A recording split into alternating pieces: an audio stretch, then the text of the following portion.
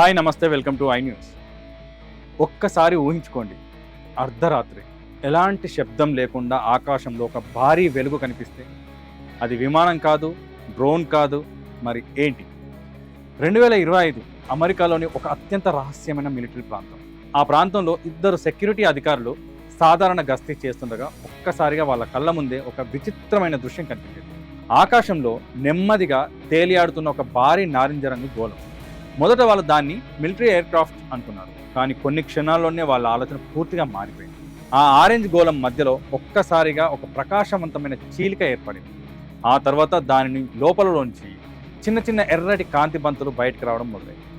ఒకటి కాదు, మొత్తం 5. వాటిలో ఒకటి నేరుగా పైకి దూసుకెళ్ళింది, మరొకటి ఒక్కసారిగా 90 డిగ్రీల మలుపు తీసుకుంది, ఇంకొకటి క్షణాల్లో మాయమైంది. ఈ మొత్తం ఘటనను అధికారులు థర్మల్ బైనాక్యులర్స్తో రికార్డ్ చేయడానికి ప్రయత్నించారు, కానీ డివైస్లో సడన్ ఇంటర్ఫిరెన్స్ వచ్చింది.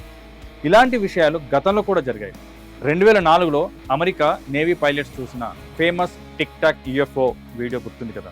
ఆ వీడియోలో కూడా ఒక ఆబ్జెక్ట్ అసాధారణ వేగంతో కదిలింది. ఆ వీడియోను తర్వాత అమెరికా ప్రభుత్వం అఫీషియల్గా రిలీజ్ చేసింది. అలాగే అమెరికా కాంగ్రెస్లో కూడా యూఎఫ్ఓస్ హియరింగ్స్ జరిగాయి. ఫార్మర్ ఇంటెలిజెన్స్ ఆఫీసర్ డేవిడ్ పబ్లిక్గా అన్ఐడెంటిఫైడ్ ఏరియల్ ఫెనామినా గురించి టెస్టిమోనీ ఇచ్చాడు. ఇక నాసా కూడా యూఎఫ్ఓ పై ప్రత్యేక అధ్యయనం ప్రారంభించింది. వాళ్ళు ఇప్పుడు యూఎఫ్ఓ కంటే యూఏపీ అనే పదాన్ని ఉపయోగిస్తున్నారు. అయితే కథ ఇక్కడితో ముగియలేదు. 3వ రోజు ఒక హెలికాప్టర్ టీం అదే ప్రాంతానికి పంపబడింది. పైలట్ ఆకాశంలో సెర్చ్ చేస్తుండగా ఒక్కసారిగా అతని ముందు ఒక ప్రకాశవంతమైన ఆబ్జెక్ట్ కనిపించింది. అది నేలకు కొద్ది దూరంలో గింగిరాలవుతుంది. పైలట్ దాని దగ్గరకు వెళ్ళాలని ప్రయత్నించగానే ఆ ఆబ్జెక్ట్ ఒక్క క్షణంలో దాదాపు 2 మైళ్ళ దూరానికి వెళ్ళిపోయింది. హెలికాప్టర్ స్పీడ్ కంటే ఎన్నో రెట్లు వేగంగా. అప్పుడే క్రూ సభ్యుల్లో ఒకరు కింద చూసి షాక్ అయ్యారు. Sir, there are more of them. కింద నేల దగ్గర చిన్న చిన్న ఎర్రని కాంతులు ప్యాటర్న్లో కదులుతూ 35 నిమిషాల పాటు ఆ ప్రాంతంలో విచిత్రమైన యాక్టివిటీ కొనసాగింది.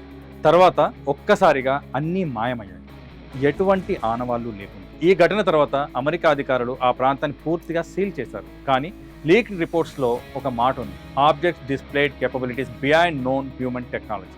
అంటే మనుషులకు తెలిసిన టెక్నాలజీ కంటే చాలా అడ్వాన్స్గా అవి ప్రవర్తించాయి. కానీ అసలు నిజం ఏంటి? ఇది ఏలియన్స్ పనా లేక సీక్రెట్ మిలిటరీ టెక్నాలజీ? చరిత్ర చూస్తే ప్రతి పెద్ద యూఎఫ్ఓ మిస్టరీ వెనక మిలిటరీ కనెక్షన్ కనిపిస్తుంది. 1947 Roswell incident, cold war spy balloons, area 51 secret air craft testing.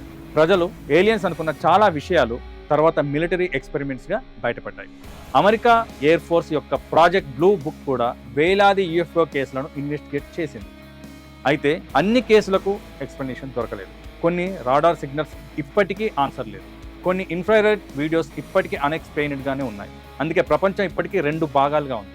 ఒకవైపు ఏలియన్స్ నిజమే అని నమ్మేవాళ్ళు, మరోవైపు ఇది అంతా అడ్వాన్స్ సర్వేలెన్స్ టెక్నాలజీ అని చెప్పేవాళ్ళు.